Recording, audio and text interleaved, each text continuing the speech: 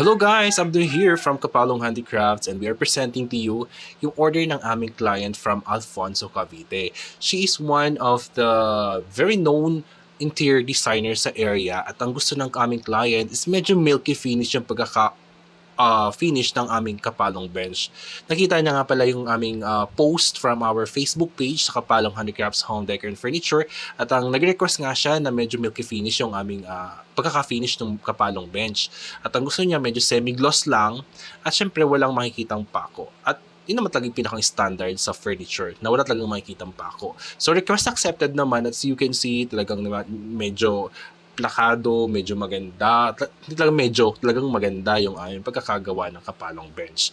If you have furniture needs na kailangan nyo sa bahay ninyo, please do message us on our Facebook page at Kapalong Handicrafts Home Decor and Furniture. Once again, this is AR.